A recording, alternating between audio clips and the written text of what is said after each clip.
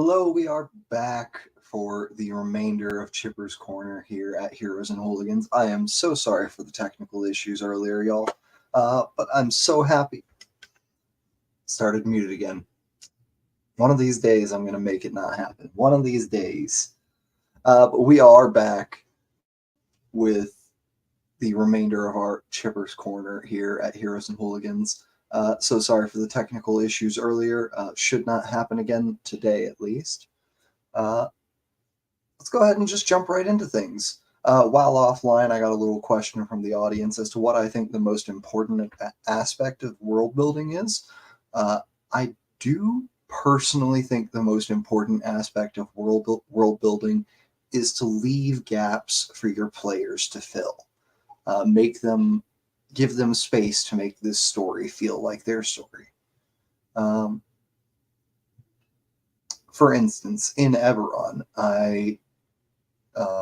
in our Gilded Destinies campaign, I didn't have to develop the setting personally that much. It's more developing the characters that fill it.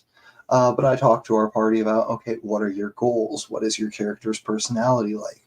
What do you respond well to as a person? And was able to shape a lot of our favorite and least favorite NPCs based on that. Seeing Zenlin and his attitude towards life of just a man so broken down and beaten that he is chasing a shooting star, essentially, of a dream to finally he's latched on to one thing as the only means by which he can matter. And I thought about, okay, what produces that kind of environment? What environment produces that kind of person?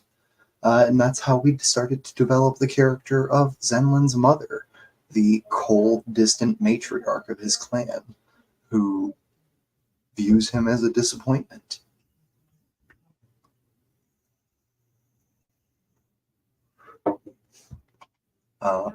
Very excited for our party to get to interact with her more as well. Probably my favorite NPC that I've built a stat block out for the Gilded Destinies campaign. I've got to say my favorite thing I've done for the Gilded Destinies campaign, we got to see in our last two episodes there with the Pact Eater Abomination and Jolly's Trial, which was a complete surprise to me. Jolly's Trial was put together in about 1 week because Jason had the night free and we wanted to give Jolly some sort of send-off. You know, it didn't feel right to just abandon such an amazing character off screen. But the Pact Eater was a very fun... all three of the abominations were really one monster to me because they were one encounter. So and they were going to be able to combine with death. So I started with that mentality of, okay, what do I want the end point to be here? And developed our Pact Eater Abomination, which we saw last night. Very interested to see if the party is going to confront it in its now fully realized form, now that it's devouring the Time Rent construct as well. Or if it will be left to wreak havoc on the city of Shard. Oh, great question from Big B on when you should be flexible with your world building and when you should be definite with elements in the world. I think the right time to be definite with elements in the world is when they are crucial to the tone of the story that you have agreed to tell with your party. And knowing what that tone is one of the best reasons to have a session 0. I think that for a live show as well, it's important to have elements of the world that are definite, that can be clung to, and that can be pillars of it for the audience's sake, as well as for the player's understanding of how they operate in the world. A lot of that tone setting can be done in a session 0 by talking about, okay, do we want this to be a power fantasy story? Do we want this to be people who are really doing their best just to get by? Things like that. But I think being flexible with your world building is important at all times. You never want to just give a hard no. And even if you do have to give a no, you want it to be a no, but no, but. For instance, if, say, you have a cleric in the party who wants to try to connect to their god via some form of prayer that maybe isn't what you think is quite right, but they it's what they feel is correct for their character, there's a chance for some world building to occur there of you reach out and you touch your divinity through this new ritual, but you also feel a little thread spring off to some other divinity interested in this form of worship. And it's a really great way to guide players and show them that there are more options than just what they come into a campaign with. If you come into a campaign as a nature cleric, and over the time as you play this person and they live their life, you find that hey, maybe they're not as devoted to nature anymore. Maybe they are devoted to life as a whole or to light. Uh, Finding a way to reach out and have that change mechanically as well as within the story is a great example of flexibility. You never want to lock people into a path from the very beginning, because then you're not creating a story together. You're just playing a game, and I think D&D is best used as a storytelling tool, personally. Thanks for that question, Big B. That was great. All right. Let's see. On the list.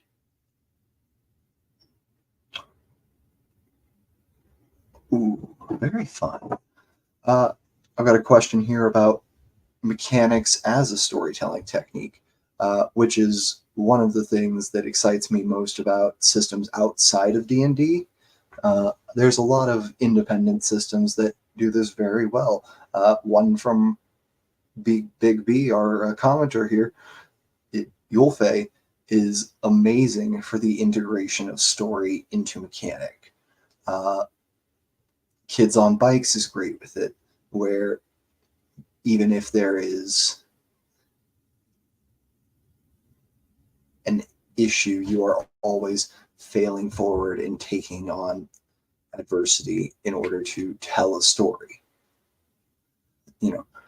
If you try at one thing and fail, it becomes more possible to do another in the future because you are trying. And I love that for storytelling. Let's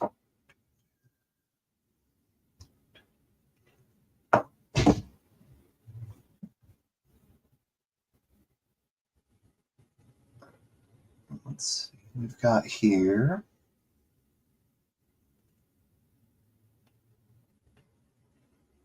Oh,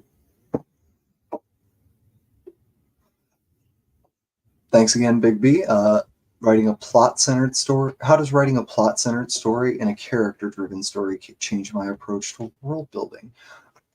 So for a plot-centered story, I generally build from the inside out.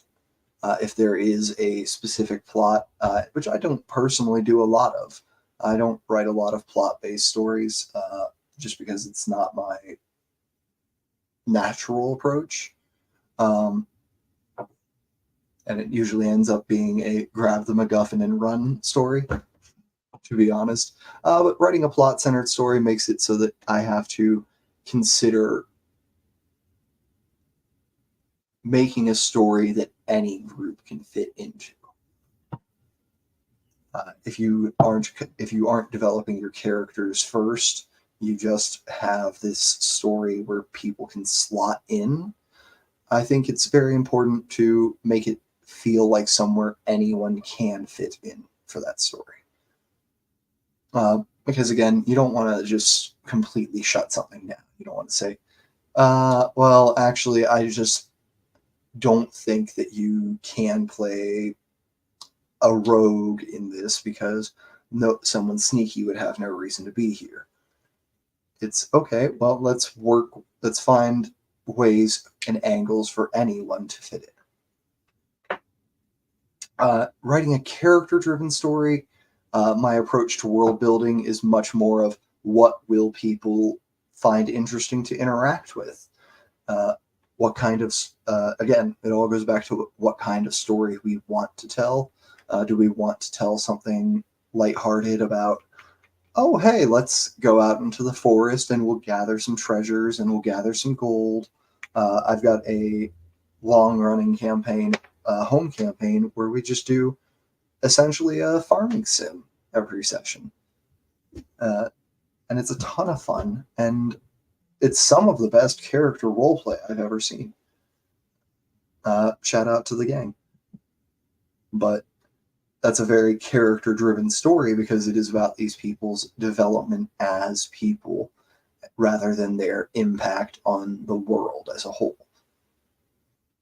Um,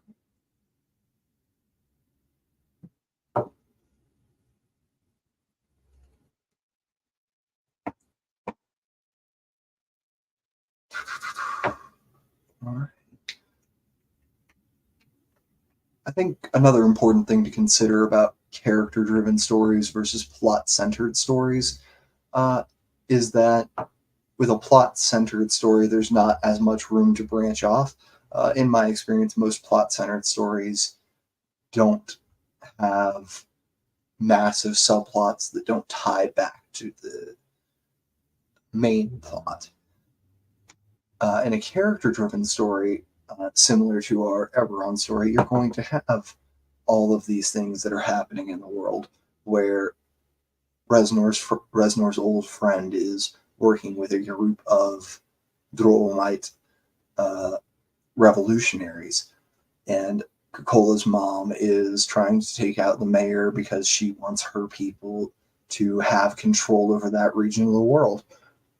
You're going to have, okay, well, we need to get somewhere, so this is a cabal between House Kundarak and the Drollmites. Uh, Everything needs to come to a general point, I find, in a plot centered story. You don't want there to be things that the audience or your players focus on that, oh, well, you were just wasting your time and now nothing comes of that. Everything needs to build.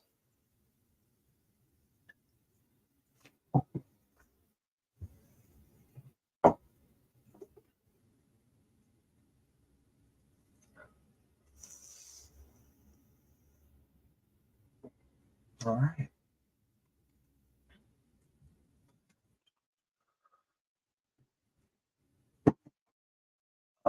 We've got a question here about what is the one thing that you wish you knew when you started DMing that you know now?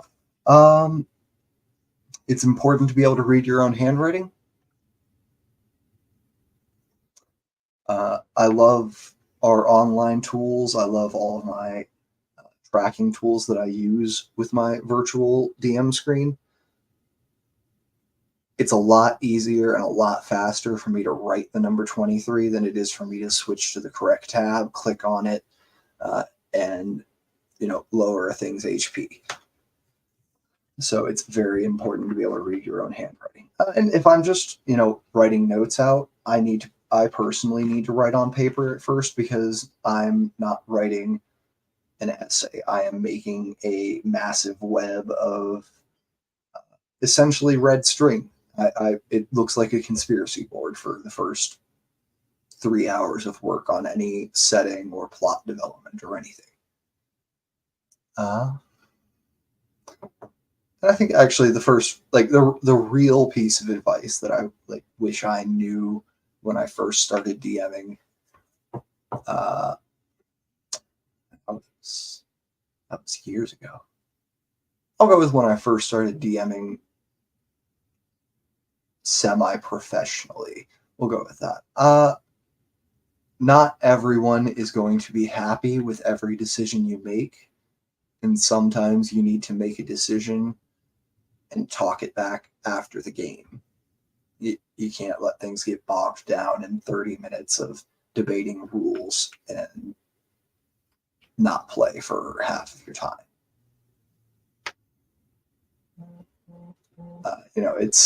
It's a game we're all playing together, but you got to be ready to just make a call on rules sometimes and say, if we're wrong, we'll change it for next time and we'll learn.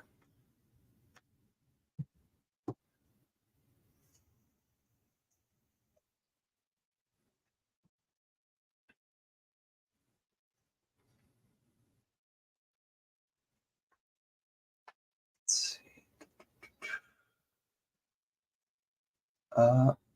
What is your favorite campaign moment? Uh, exactly. Big B's just made a wonderful point. Fun is the most important part of the game, and rules are there to bring out the fun, not stop it. Yeah, the rules are there to guide us along the path. You know, they are, as all rules, well, as most rules, guidelines.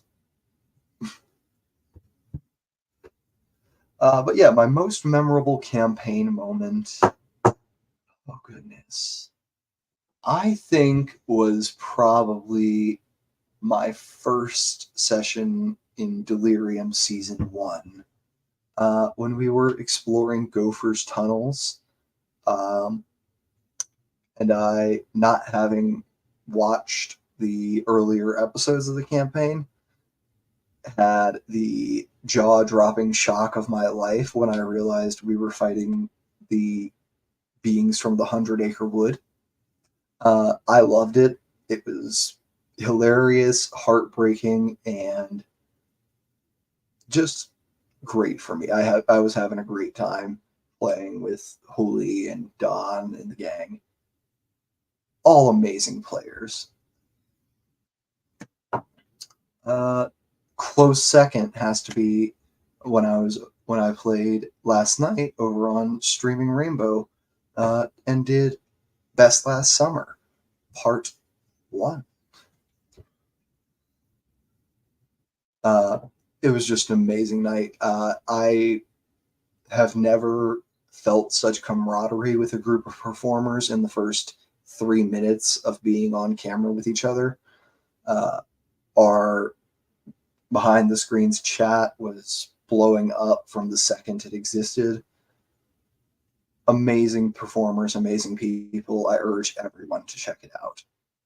That's over at twitch.tv/ the streaming rainbow. And it's run by David, an amazing GM.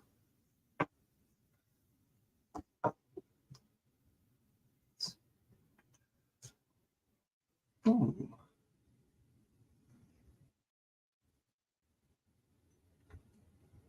Oh, I've got a question here. Have you ever considered releasing some of the homebrew content you've made for the campaigns? Uh, so most of the homebrew content that I've made for the campaigns is primarily reskins and with usually a couple of added abilities in there of existing monsters. I wouldn't even truly call it homebrew. It's just got a different palette on.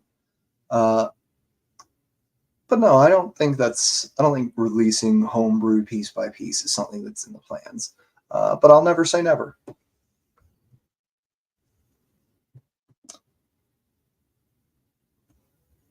I will say that at last night's session of, or sorry, this week's session of Gilded Destinies, we did have a random encounter that was redeemed. And I will need to build a monster for that eventually. That might end up being something that we do as a community on a you know, what, on a Wednesday or a Saturday stream. I will make sure to think about that and reach out to you guys. That could be a very fun activity for all of us.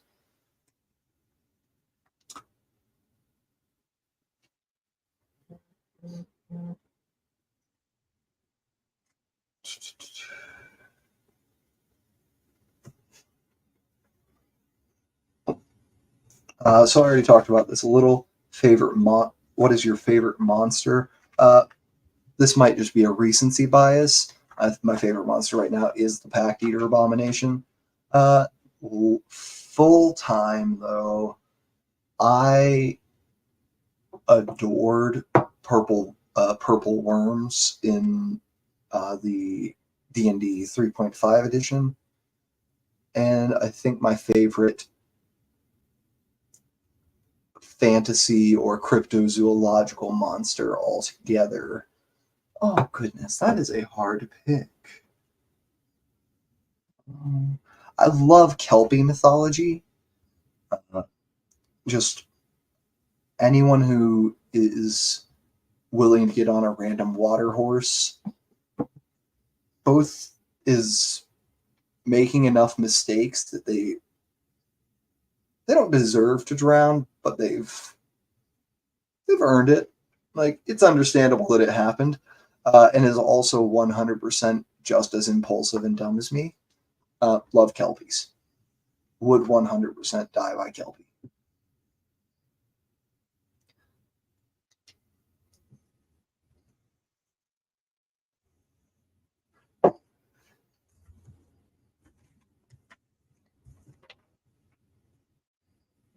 Alrighty.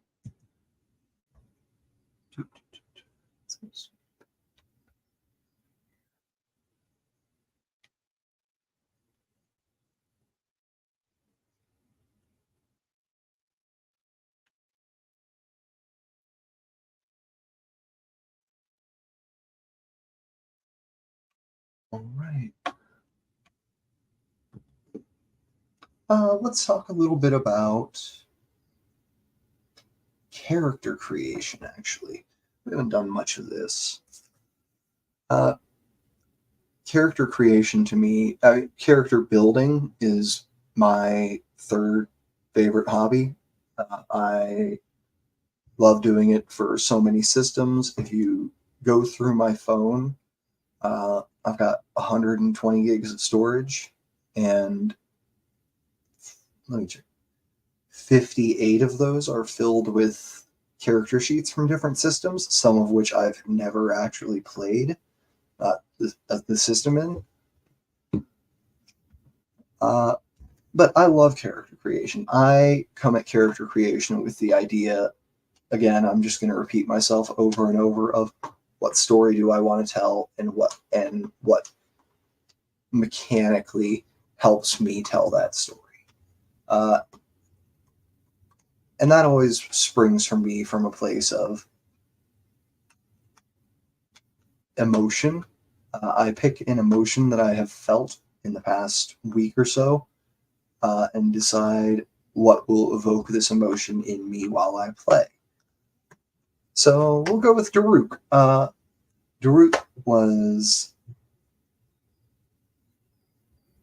heavily inspired by my own fear of becoming a responsible adult, and my fear that I am incapable of it. He's a person who cares for others, and constantly forgets to do the little things that he needs to do for himself. And he is a person who believes that betterment is possible in all ways, but does not always apply that. Now, obviously, a lot of these traits are taken to the extremes with Daruk. He is an exaggerated character,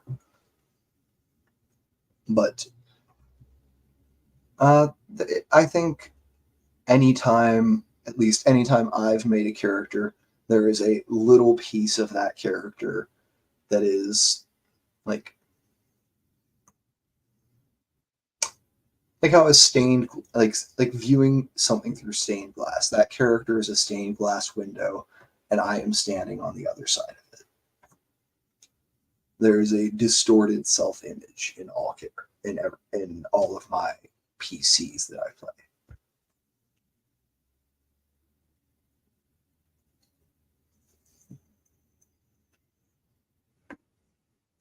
But for Daruk, once I got to that, it was,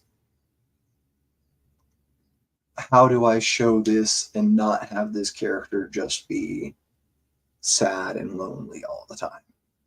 It was, okay, he has a husband who he loves very much. They are separated by necessity part of the time, but also by Daruk's personal longing to travel and explore, to see this world that he has lived so long in and seen only a small portion of. Uh, so Daruk became a druid, one who roams the wild places.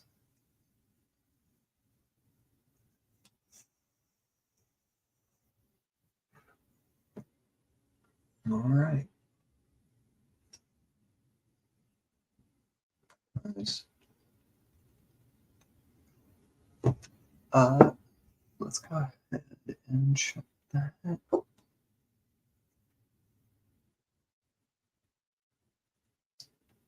So sorry, one moment.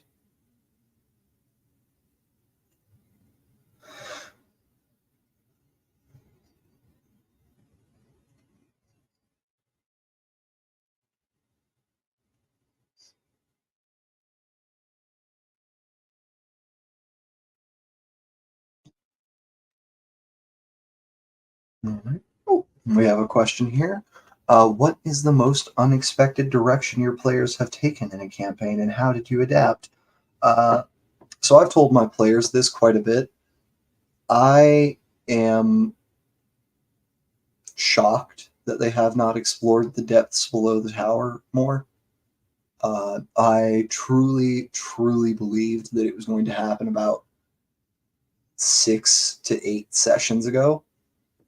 Uh, but I'm very excited that they are choosing to explore the world where people are rather than dungeon delve. It's amazing getting to see these characters grow through social interaction, and that is not a direction I expected this campaign to take right away. I thought that was going to need more pushing and prodding, just because in my personal experience with players, 9 out of 10 are going to say, "Oh, dungeon," and we have a reason. Yeah, 100%. We're going into the dungeon. But it's been wonderful developing this massive social like net that the players are casting out, where they are bringing back old allies of the town in the rock boroughs to repair the city,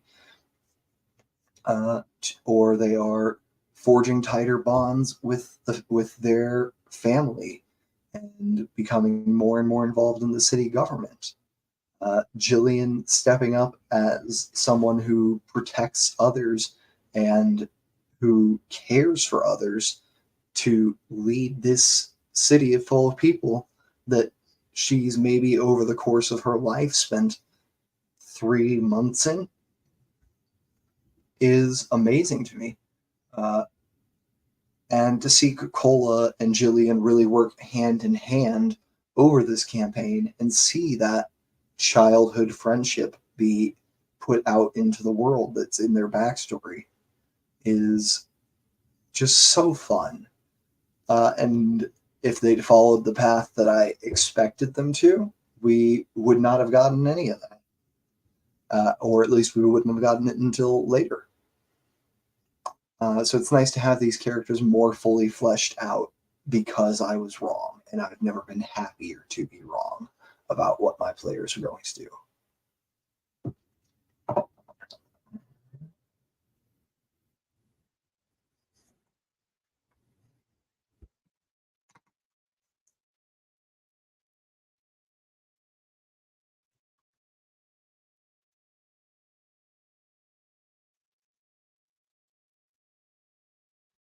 Ooh, uh, great question, Big B. Uh, any particular things in either mechanics or lore that I discourage in players' character creation? Uh, Mechanically, there's not a ton I discourage. Lore wise, in most games, especially standard D&D games, I prefer my players to be good or neutral. I do not love evil characters unless our entire party plans to be evil, uh, just because of a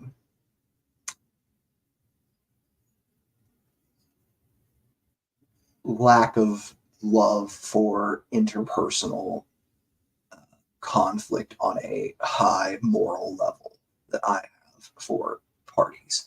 That's not to say I'm fully against it, but it's something that I encourage my players to think long and hard about whether they are willing to do.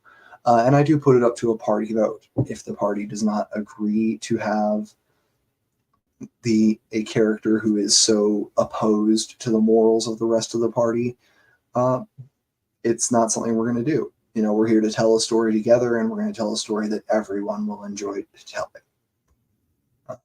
One person's character does not take precedence over the entire party. And I think it's important to discourage anything in lore that separates a player from the party, because everyone has different experiences and different lives and different backgrounds of all sorts, and people can come together. But I would discourage someone from saying, "Oh, well, my character doesn't want to be here, doesn't want to be around any of these people." I discourage antisocial behavior from characters, just because from characters who don't at least have one bond in the party. Just because it doesn't lead to good storytelling to have, 4 players who are all talking and building a story together, and one person who is, well, I go sit in a corner by myself and don't talk to anybody. It's just, there's single person adventures, if that's the kind of thing you're into. And there's nothing wrong with being into that story. It's just not a story that you need to tell with other people. It's a story you can tell for yourself. And hey, sometimes the stories that we tell and make and play for ourselves are the ones that are most fun for us. There's nothing wrong with that.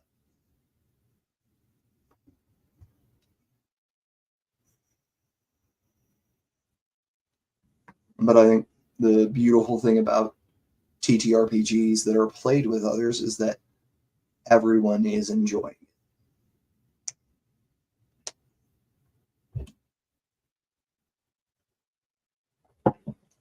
But if everyone plays the selfish loner, then we don't really have a party. We're just telling 6 stories at the same time.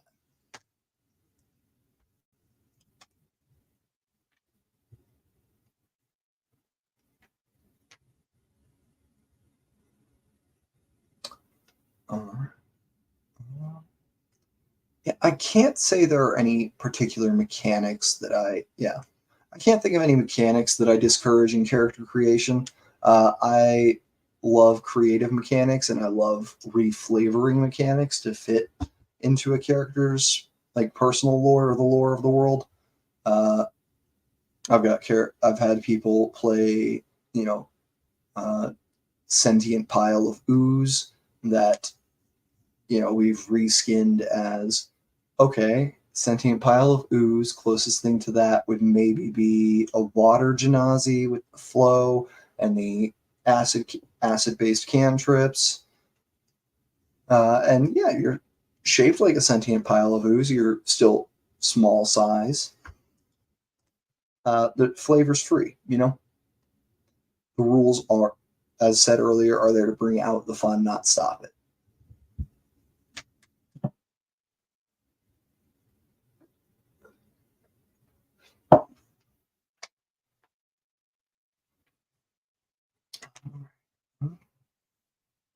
Got another question here. Do you have any tips for new DMs on managing NPCs and keeping track of their personalities?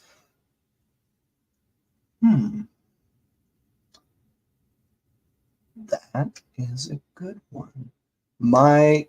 I'll just talk through my current method of keeping track of NPCs and their personalities, which is making webs of NPCs, and every time they interact with a party member, making a little note on how that interaction went. So, for example, we have Reznor and Cocola's cousin, who have interacted 3 times in total. Their first interaction went well, if distantly, when she first met him at the tavern as our players first entered Revan. Their second interaction went well, but this is where I was saying it's important to be able to read your own handwriting here, but wasn't saying I can do it yet.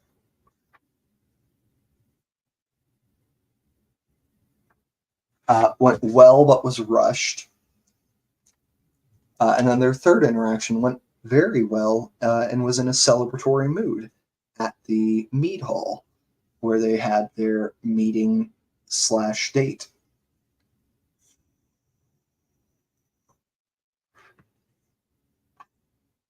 Each of those has a negative note of Reznor does not know her name.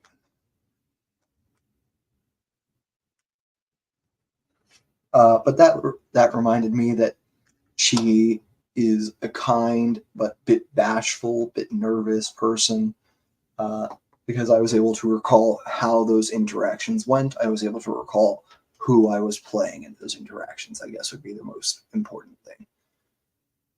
So that's a tip that works for me. I don't know if that works for other people. I have not had them try it. But I think the most important thing to remember about an NPC is how they've interacted with your characters or with your players.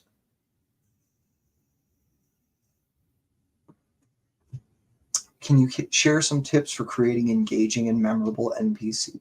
Oh, there we go. Big B, what moments during a game make you as a DM feel like you're bringing out the best in the game, in your game? Oh, goodness.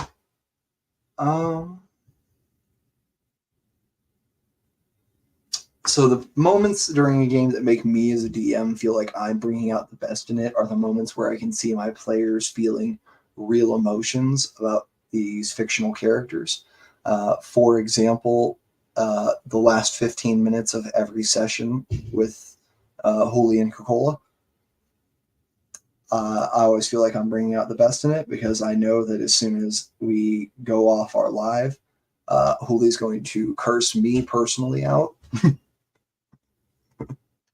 and mean it with all love.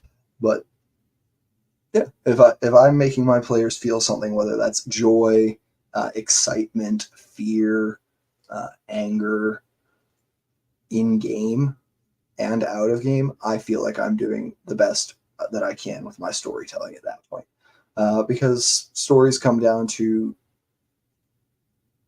every story has an emotion behind it. Oh, and not every story has a lesson. Not every story is teaching you something, but every story has a feeling. And to tap into the feeling of a story so well that people don't just know what it is, but feel it with me, with you, really feels like I'm bringing out the best I can. When my players go on a 20-minute tangent where I don't have to speak because they're so invested in figuring something out, that's a great moment as well every time.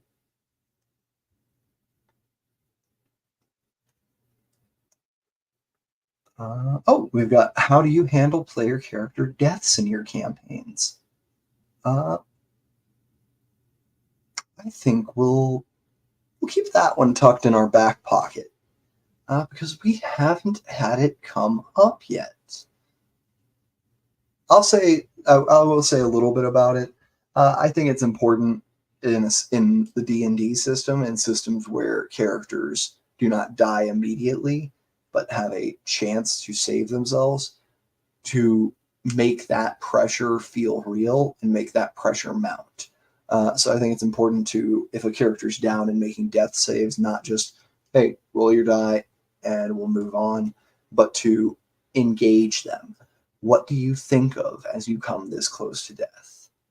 What do you feel?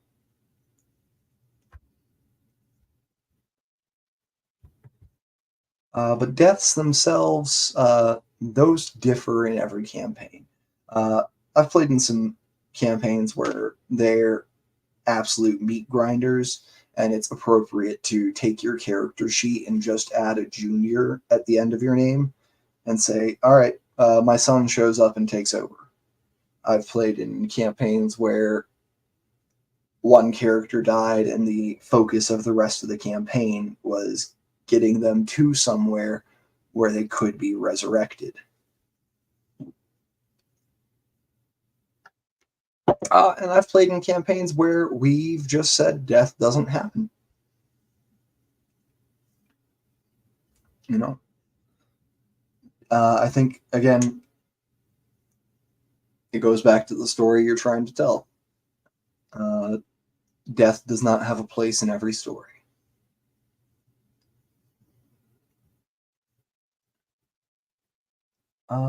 What's your process for designing dungeons or encounters? Um, my process for designing dungeons or encounters is that I start with environment and then work my way in. So for the Festival of Fury and the Living Level, I knew I had been building Wild Knight up. I know in Eberron, uh, Sharn has one of the biggest celebrations and the biggest magical focuses of Wild Knight. And this is a known phenomena in the world. It's said that people go out and celebrate. They have their passions. They have a massive festival. Um,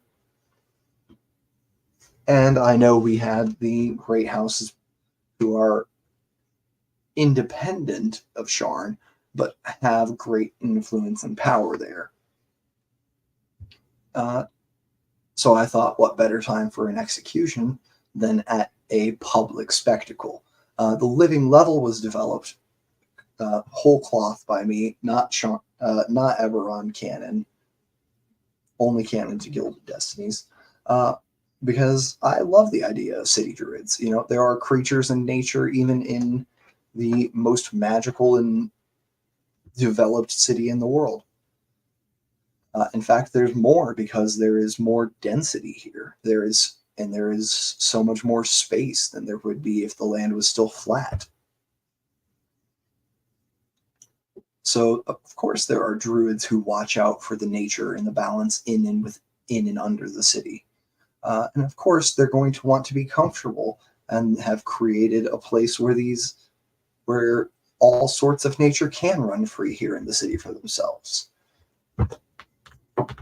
Uh, but I wanted the living level to really just feel like the kind of place where if there wasn't this sense of impending doom, you could have a great time. Uh, So warm, colored tents everywhere. We get up to the arena and we see that it is haphazardly thrown together of sticks, wood, and boards. Uh, and we can tell that this arena is a different style of creation from everything else on this level. Uh, yeah, I think the things that matter to me there were shown in the design.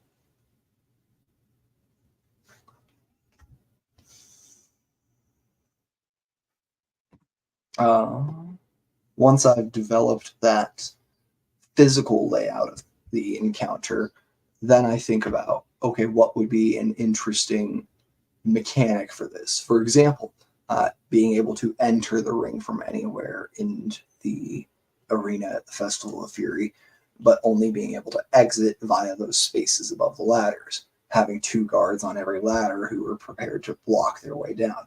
Our players taking those guards out before they entered the bottom was huge for them. Those guards had a setting, or not a setting, but a situation specific ability to knock people off of the ladders with a high DC check. But our players took the guards out first because they played it smart. That never came into play. And I was happy to see them making choices that made their lives easier.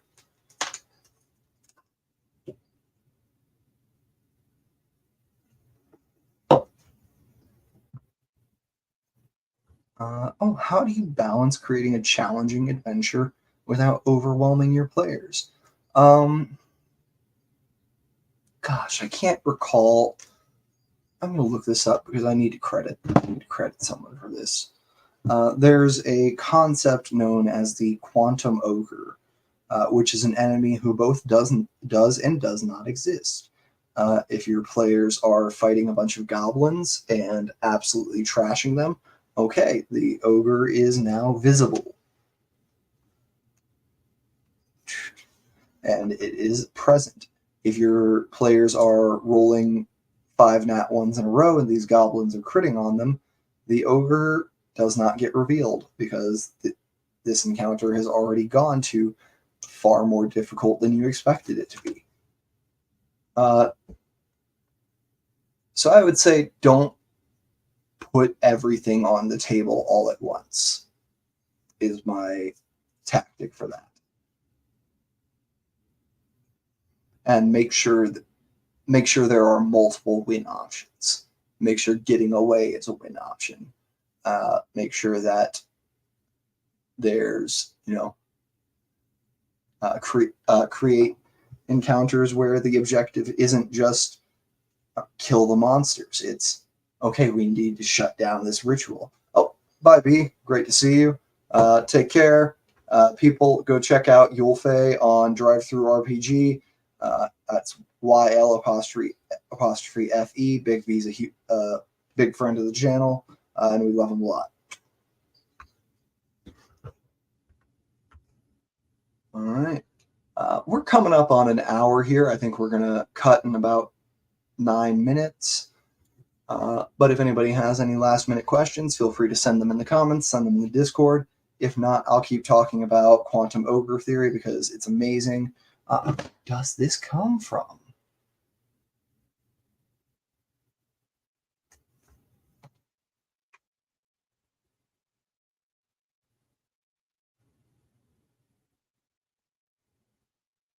Oh, it came from it was Hack and Slash way back when. Wow. Okay. Yeah, the quantum ogre. Shout out to Hack and Slash. I don't even know if it still is around, but great resource back in the day. Yeah, I think not putting everything on the table, having encounters where the win condition isn't we kill everybody here necessarily, having encounters where the win condition is survive for X number of rounds while you try to get your ritual to go off. There are a lot of interesting ways to build challenges that aren't going to kill the party. Defense missions where there is a NPC who has to get a spell cast, and if they fail their concentration, you're out of luck, and perhaps you've been arrested because you couldn't get away. Uh, there's a ton of options and a ton of very creative ways that a lot of GMs use.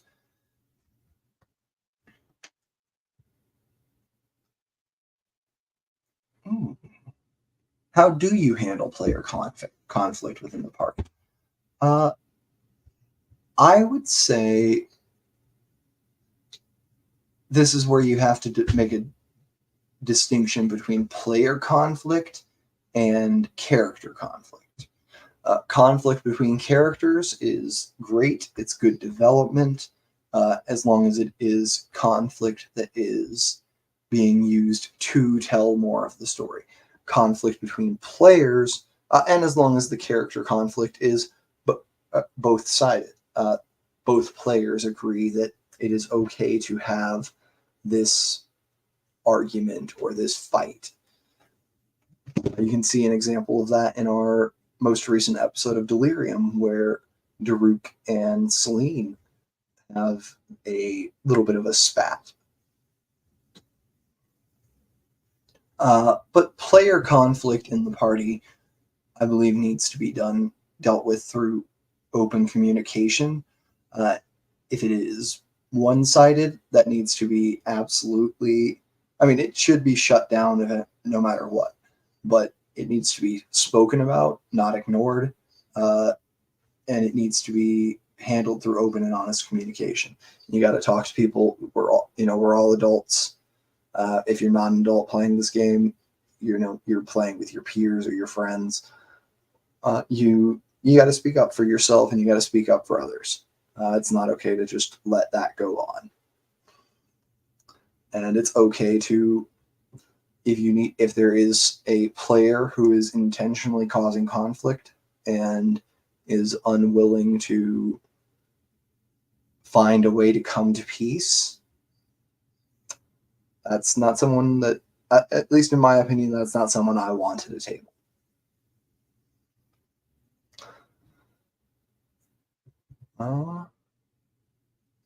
It's a pretty heavy question.